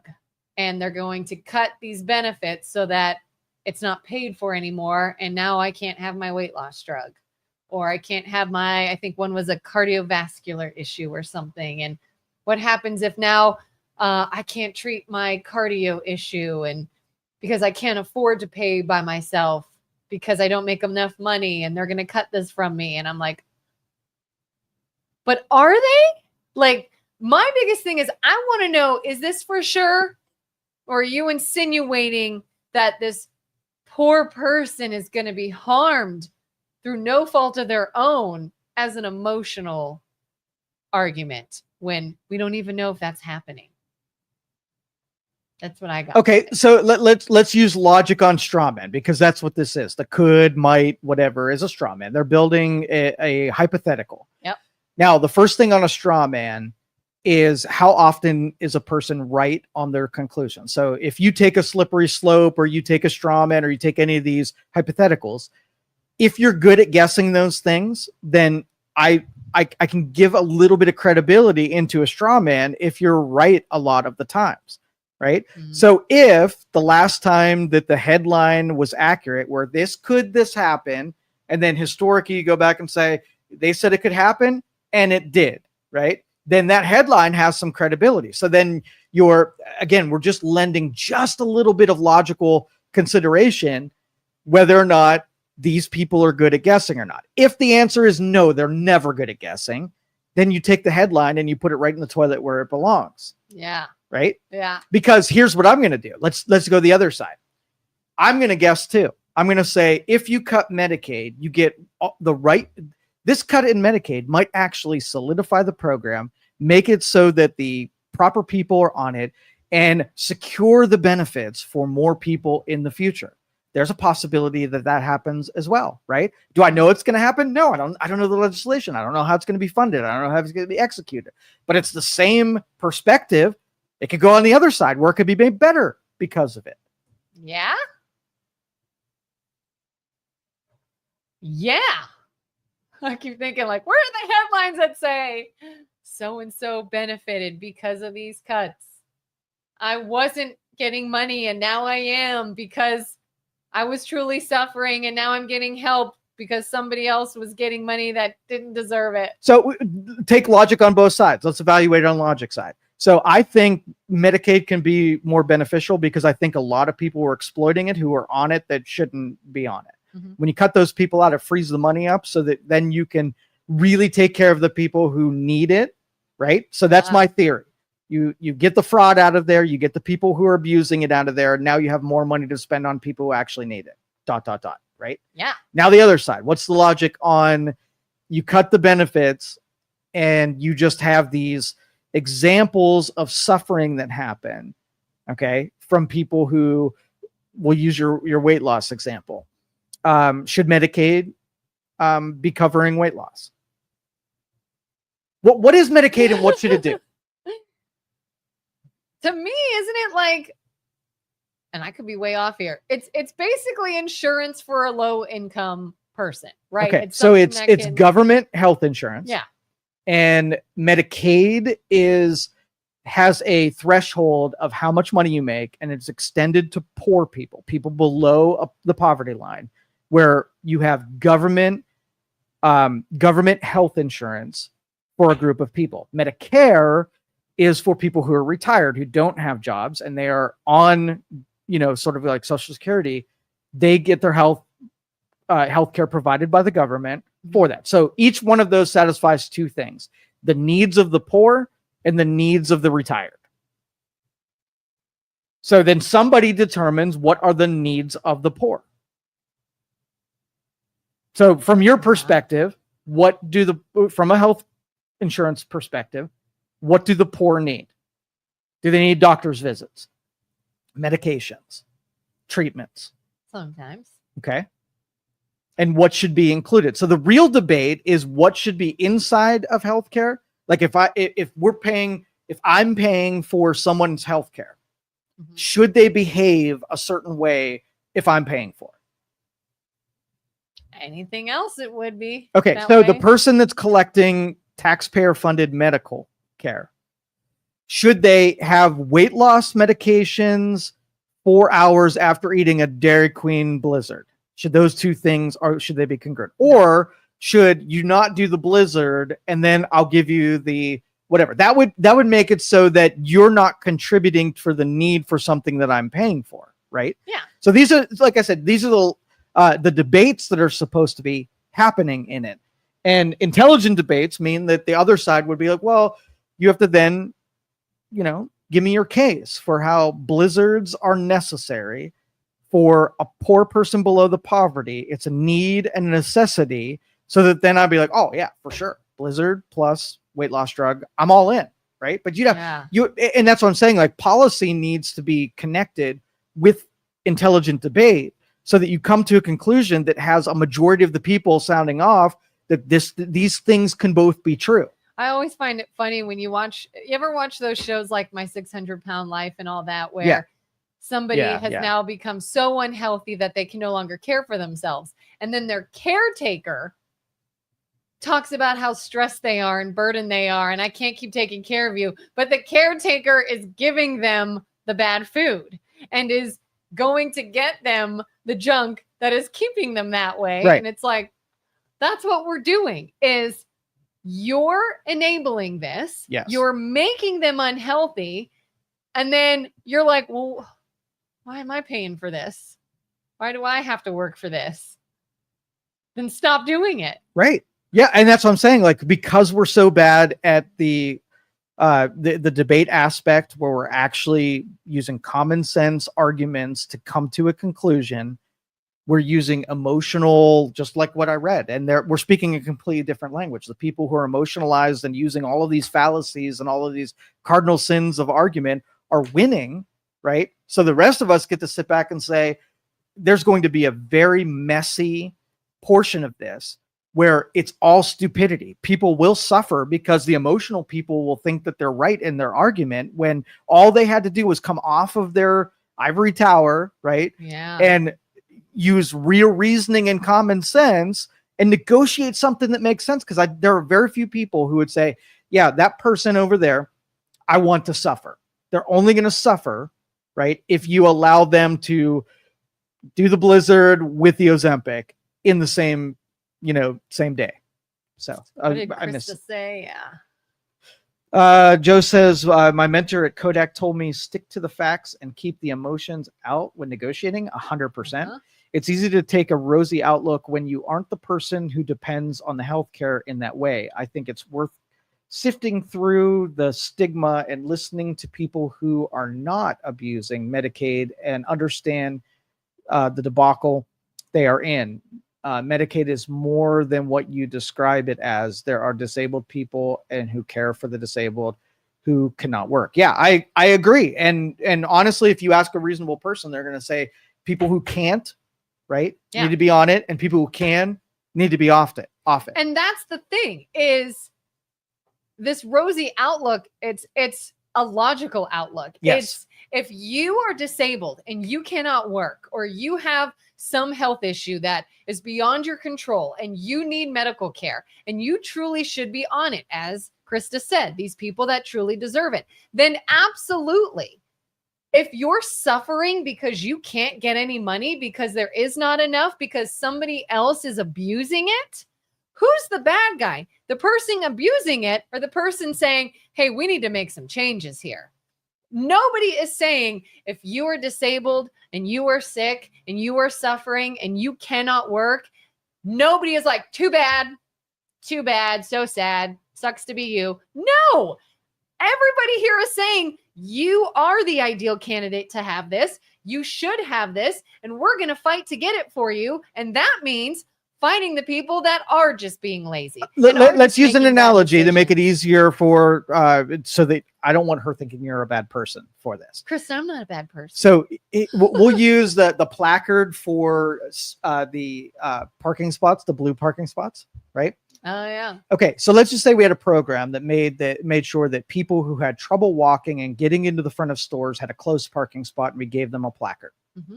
And then we lowered the standards of that placard, where if you were just tired because you were at work all day, right, you can get a placard. And I'm using an extreme example to say that if the qualifications go down, and we're not just reserving it for people who technically just cannot walk. Yeah. Maybe I'm like, well, I'm only going to be 2 minutes. Yeah, so you're going to be 2 minutes, or you're too stressed. If we have a majority of people who are qualifying for the exception, then when a person that's in a wheelchair comes to a parking lot and they can't find one of those parking spots because it's taken from someone who worked 2 12-hour shifts, then you understand the predicament we're in. We have too many people that think they are they are, should be receiving an emergency consideration.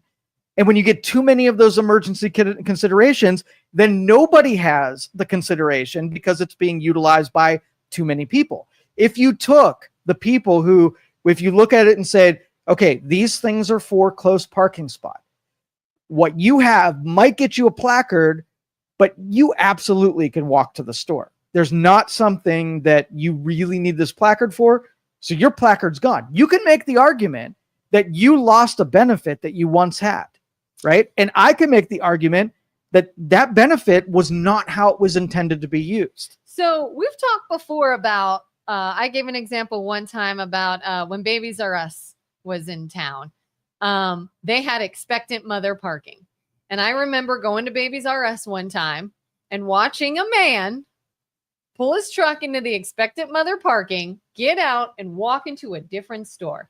And here I am, 9 months pregnant, hoofing it from the farthest freaking parking spot, just giving him daggers like, you are a bad person and you are the reason that we can't have nice things and yada, yada, yada. Now, what if I'm hoofing it all the way back, huffing and puffing. Somebody's in expectant parking. Who the hell parked here?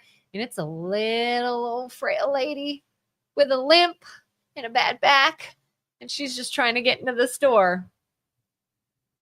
Are you an expectant mother? No. Can you absolutely benefit from parking close? Yes. So who's right? Yeah. So it would be super easy. Take all the people that are on Medicaid and do means testing and make sure that they are in support of the spirit of the reason why we give those placards. If you're not, and you are abusing the placard, you lose the placard. And then nobody feels guilty when that guy who had the placard, who technically could have parked there, you're like, that's not the spirit of this space. I suffered because you were taking that spot, and getting you so that you can't park in those spots anymore is the only way to fix the program. And so that's sort of like the analogy to support the logical agreement that Medicaid needs to be shored up, and using the emotional, an expectant mother somewhere is going to get caught in the trap of cutting Medicaid because it was just some frivolous decision by a legislator. Okay, so let's make legislators go through it and make sure the spirit of the program is being followed by the people who are on it. Yeah. I think that would be in a reasonable concession, using the Socratic method, having both people a say at the table, and having both be willing to give and being reasonable. Yeah. Oh, you got to read this Scott comment. Okay. I think this is about covering the GLP-1s or covering the weight loss stuff. They should definitely cover it because in the long term, it would reduce overall health issues, cardiovascular. Then you'd have to make the argument that the people who are taking weight loss aren't contributing to more weight loss. So you might be right, but if I eat my Blizzard and do the Ozempic, I'm just wasting money because I'm not solving the problem that created the weight loss. You have to make the argument that weight loss is covered by things that are out of your control. And in a majority of cases, you are creating the weight loss, and you can't get a provision for something you're creating. Yeah. Like, oh, we should cover this drug that solves all the issues. When should we have tried to prevent the issues? And I'm not saying every issue can be prevented. We're talking about majority of them. Yeah. So let's just say we have kidney donations, right? And I am a heavy drinker and I'm destroying my kidney. Do you think that I should be on the list for a kidney donation? No, because I'm not going to take care of that kidney. Someone is going to give it up, and I'm not going to take care of it. So there's me, who's going to destroy the kidney you give me. That scared me. And there's a person who is not going to destroy their kidney. I have to make a choice. Who am I going to give it to? So Medicare should have insistence that the benefit is respected by the person that's receiving it, and they're not amplifying the problem while you're trying to help them. So giving money to a gambler means that you're going to give them money for their rent, and they're going to gamble it, and they're going to knock on your door and say, I need some more money. And you're going to say, no, I'm not. And it's not you're the asshole. You're seeing someone who's contributing to their own peril. And no matter what reason, they had a bad day or they didn't know any better, all that doesn't matter, right? You have to have controls on the behavior in order to still do charity. I have two examples in my family currently. Two family members that I've been watching have very similar medical issues. Pre-diabetic, could easily be on maybe a GLP-1 to try to help with symptoms, but because of payments, it's not, one got it and the other did not. One got on it, and I watched consistently continue to not get proper nutrition, not move their body, have other medical issues come up because of it. The other went on the internet and learned about insulin and learned about carbohydrates and sugars and what they do to their body, and managed to handle their issue naturally through diet and exercise. They've lost weight. They've controlled any pre-diabetes, infinitely healthier than the person who was bailed out and now continues to have worse medical problems. Yeah. And you as a taxpayer are paying for bad behaviors. And that's Yep. really all that we're asking, is having means testing. Yep. You have the ability to solve some of your problems or be assisted with solving the problem. Yeah. Would you much rather pay for Ozempic, right? Or a personal trainer, Me personally, I'd rather have a trainer. right? Yeah. So if instead of giving you a pharmaceutical that would solve your problem, giving you a accountability partner that would help you actually solve the real I was problem. going to say, this pharmaceutical doesn't even always solve you think it's solving the problem because a symptom looks differently. Yeah. And the payer The is problem's always not going to have gone. these objections where Yeah. we're going to get to the real root of it, because it's not an emotional divide, it's an engineering divide. Yeah. And why is it that, like, if the one family member came and said, all right, I've learned about the insulin, I've completely changed my diet, I've gotten exercise, I've done all these things, I still need this drug for this issue, versus the person that's like, now I need another drug because I'm still unhealthy because I haven't changed anything. Who would I want to pay for? Like, I'll give you the drug. Like, I'll give you the kidney who's not going to abuse it and just totally waste our time and money. And yeah. That's why, like I said, smart people need to be at the levers of these programs, because just giving out the blue placards to anybody because of the sob story that they have means that you have a program that's not going to serve the people who it was intended every time. But it's going to have the most noble intentions. You're going to feel bad that, you gave it to a person that's having a rough life and you feel good about it. And if it's not infinite, if I wanted to be a nice person, I could say, all of you get it for any sob story you have, for anything, by all means. But it's not infinite. There is only so much. Right. So what's the smart thing to do? Give it to those that truly need it and take it from those who don't.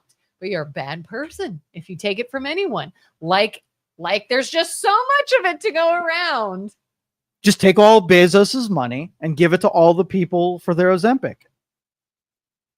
Give it to all the starving children in the world. All the starving children, for sure.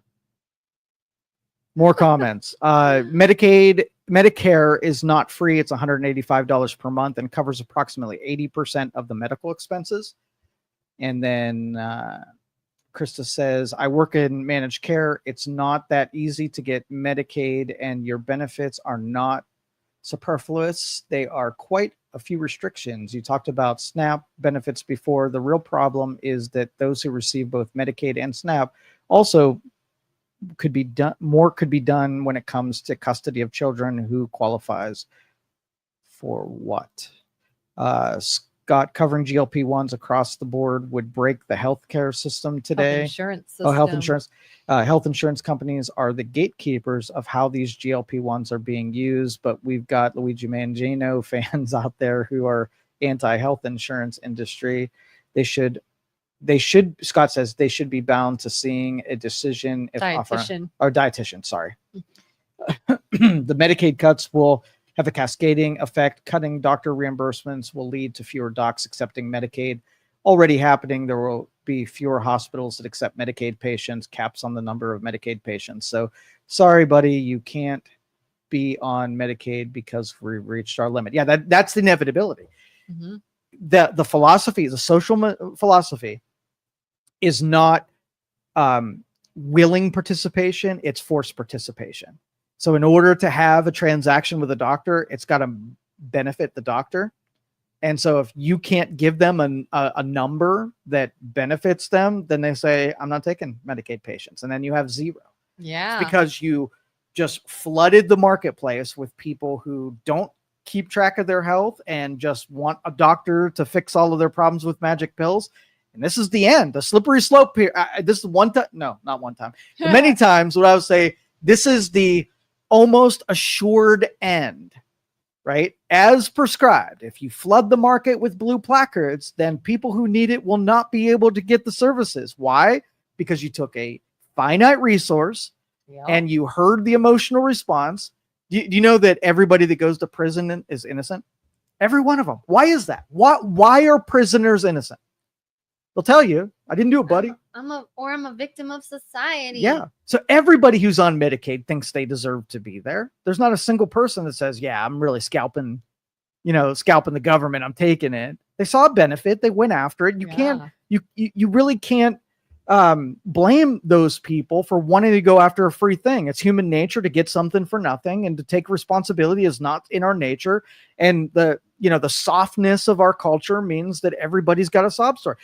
You hear it all the time. Like, nobody says it's just my fault. I did this and whatever. Yeah. They're like, it was because of this and this and this, and everybody's got this great story concocted that makes this emotional appeal. Not their fault. It's never their fault. Oh, we had such another conversation over the weekend with my son. He and his sister were arguing about a movie, and I think a character in a movie. And she's like, yes, he was. They did this. And he's like, no, they didn't, blah, blah, blah. So my husband Googled it and found that my daughter was right. And my son's like, no, I don't believe it. And we're like, it's been proven. It's true. Well, I don't believe it. And I said, you have got to learn to accept when you are wrong. And you have got to swallow your pride and say, you were right. I was wrong. And I said, and that will take you so far in life, because if you continue to fight and you continue to push back, knowing you were wrong, then you look bad. Then you look immature and childish, and you look better if you can just suck it up and admit it. And we're like trying to teach him this, and he's 9. But the whole idea, the whole concept of like eating crow or like swallowing your pride and admitting something, I think is such a hurdle for humans in general. It's such a difficult thing to do that it can be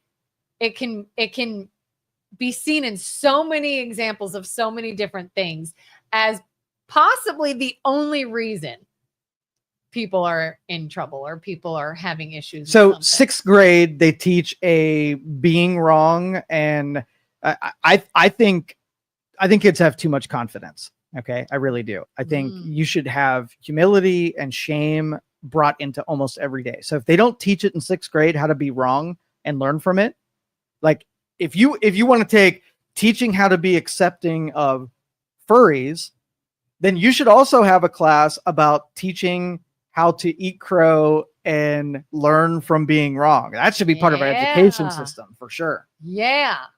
Like there's probably few things somebody could do where I would not have more respect for the person that came to me and was like, I'm sorry, I effed up. Like, I was wrong. You were right.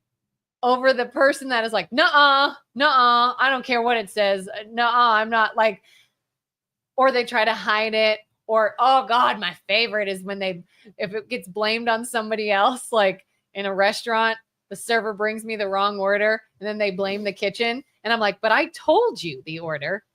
We had a discussion of what I ordered. And then you brought me the wrong one. I even talked to the person in the kitchen.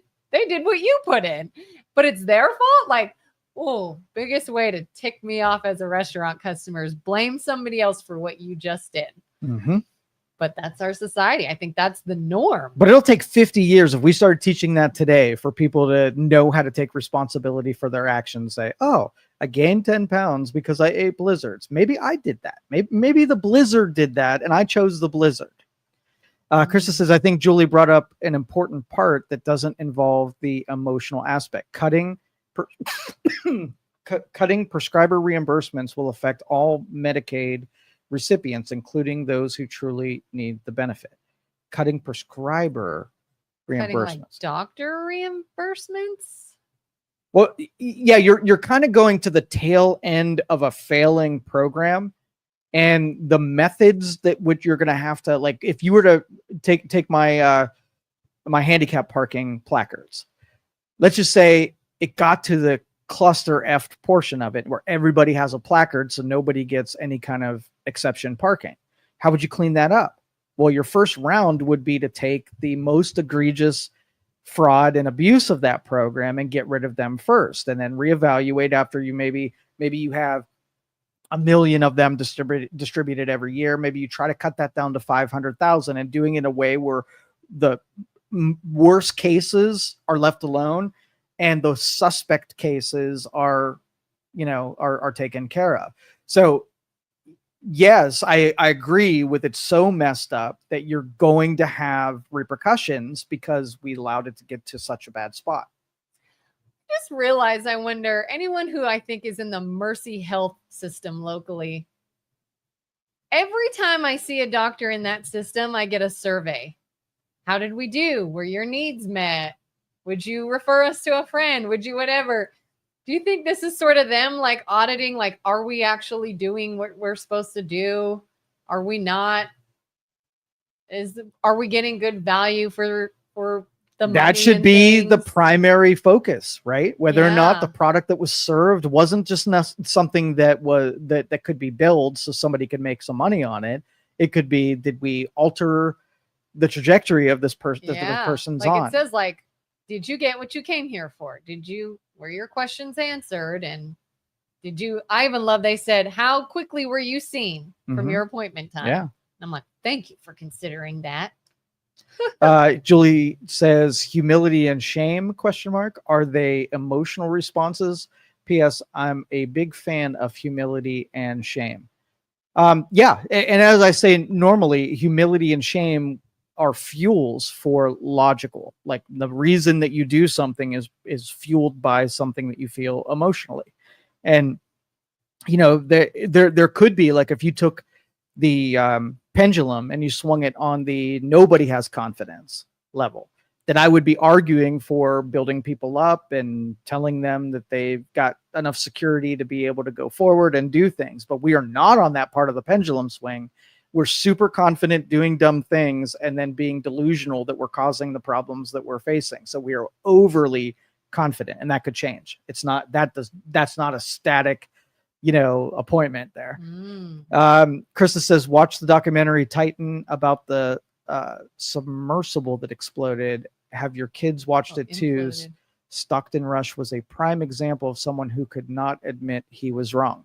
Oh, is that the thing that went down and He had a it video game imploded? controller controlling a submarine that was going to go see the Titanic. He's not admitting he was wrong? He's dead. What? I think he's dead. I think he was on the submersible. Oh. I'm pretty sure he was the controller. Correct me if I'm wrong, Krista, if he was part of that explosion, but that was huge amount of confidence in what is a propane tank that converted into a freaking Dang. submarine. Oh yeah, because people warned him, right? Don't do this or this might not work. Is that he perished? So it must have been, wouldn't admit he was wrong then leading up to the And took people along with him on a submersible that really submersed. But yes, that is the level of pompous arrogance that leads us into all of these problems. And, you couple that with the greed of people. Doctors are greedy, insurance companies are greedy, capitalism is greedy, you're greedy, I'm greedy. Like, all of us are greedy and we're all doing greedy things. And it just adds up to not a noble outcome, no matter what, because there's no mechanism that keeps, the greed from spilling over into everything. Well, and if someone tries to devise a mechanism, they're the greedy ones. Yeah. They're the hurtful ones. I'm telling you, like, that's why I know humanity is doomed, because none of this has a logical conclusion except for destruction. Like, if one of the closest analogies would be, we're going to go to Mars and we're going to build a society. We're going to choose the things that we take there. And so all of those are brand new. When you come from a vacation and you strip all of your habits away and you come back renewed, And if you start doing things that you did before you left from the vacation, you're bringing those things forward. But if you decide that those things weren't good, so I'm not going to do them anymore, that is your prime deal. The minute that you reinvoke them is you choosing that you want to keep doing them. Hit an actual reset. Yeah. So if we go to Mars and we're like, let's bring the insurance system to Mars, right? That means that you were happy with it and you think it will do really well there versus like, no, we got a chance to hit the reset button on Mars. And anything that sucks, either the way we prosecute people or, law enforcement or economies or survival mechanisms or social behaviors or whatever, like we're not bringing that shit up here. And that's why I would be super selective on who I bring to Mars, because if they bring a component that I wish was left back on Earth, you know what I mean? It's a bad decision. I sometimes see, I'm in this like workout sort of support group, bunch of these women all over the country, and we all sort of follow this workout thing online. And every so often I'll see a woman say, hey, finally coming back to it, fell out of my routine, life happened, blah, blah, blah. I stopped working out. I let go and wasn't eating right. And so here I am again. I'm starting over again. And part of me is like, I get it. A lot of people say that. Good for you for coming back again. And then my second thought is, why were you even doing this? Because if you just let something leave, like this is a change. This is a permanent change. This is you now. This is what you do now. You don't do those things anymore. You do this now. And to let other things creep back in sometimes feels like you lost sight of why you were doing this. It wasn't a permanent human nature. change That's what people do. The backsliding is a real thing. And that's why the emotional empathy, when you feel bad that someone goes through that process, you're like, yeah, you have empathy for that person. But if you know that about yourself and what you're willing to do, then the logic side should take over. And I almost want to be like, instead of like, well, great, just get right back to it. Just get right back to it. I almost want to be like, you remember why you're doing this in the first place. Or even saying, okay, well, learn from this example. In the future, when you abruptly change your behaviors, you're likely to fall victim to your other impulses. Yeah. So let's plan for the next time so that you don't backslide. You don't have to hit the reset button and start over again. Yeah. Yeah. Jerry says we need to eliminate the online shopping and delivery, as well as the parking spaces close to the front of the store for online shopping pickup. Eliminates the forced laziness of not making people walk and can force people to get more exercise. We are, while we're at it, close drive-thrus down to get people out of their cars and walk to order. I like that. Do you try to find the closest parking spot, or are you one of those that try to find the furthest away parking spot? I definitely don't seek out the furthest away. I do. Yeah, to get more steps in. No. Common thought is I can walk it, and there are people that need to be closer more than me, and I'm going to go to the distance that I know that I can hit. Yeah. There's no reason. That is a good point, though. The fact that somebody can shop online and then still take advantage of close parking spots for pickup. Like, you're not interacting with the store. You're not like part of this exchange. That is kind of an interesting concept of, I see their point. It's, we're going to make this so convenient that you can shop online and then park close. To me, that is like, why are you even here then? Why do you have a brick and mortar? Like, you're kind of setting yourself up to be gone and unnecessary if you're making it now even easier. Like, if you shopped online and you didn't come here to the store and give them in-person business and support the brick and mortar, why would you not park further? Like, it is kind of dumb. Well, let me complain, because I say this almost every morning. So this coffee, like, I get on a regular basis. This is drive-through, right? I put a mobile order in. I pull up to the window. They hand me this thing. I'm gone in like 32 seconds. The drive-through is an easy way. If I had to go in the store, I probably wouldn't buy this. Yeah. And you have that freaking dude that orders 19 dozen donuts, 16 coffees with all kind of different flavors. And I think every day that was a walk-in order, right? This drive-through thing is for speed and efficiency. You were not that. I sat there for 5 minutes waiting for your ass to put together insulin breaking, part of your demise of diabetes and disease. And you made me wait. Fast orders to the drive-thru, slow orders, get your ass in and It walk should in. almost be, yeah, like you have the option of call ahead and pick up depending on what you're getting. Yeah. You know, like if they say, oh, is this for delivery or pickup? And it's one little thing, they're like, we're not delivering that. That's not enough. Whereas here you could say, if your order is long and complicated, no, you're not getting speedy call ahead. You come in and we'll work on this, and you let all the other people getting one thing go That's right. through. So to Jerry's point, we should not be adopting a culture of laziness. Yeah. Like this is not laziness. The drive-through to me is not laziest. It's a convenience item. I would absolutely go in the store and get it if it was, necessary. It's not to save steps. Really what we're all lacking to is just consideration for others. That's right. Be considerate, be self-aware when you make choices. My daughter, perfect example. I feel like I gloat on my kids all the time, but they deserve it. We were at a restaurant and we went to the bathroom and there were multiple stalls, and she waited for the one I was in so that she wouldn't take the handicap one. And she says, because I just know if I go in there, someone who truly needs it'll need it. Sure enough, as she's coming out of the one I was in, woman comes in with her baby and needed that stall to change her baby's diaper. And she's like, see, it's a good thing I wasn't in there. That's the far away parking spot. That is the People consideration. just considered others with every choice you make. Although I hate warm toilet seats. It's the worst. It's the freaking worst. Gross. All right, we're out of here.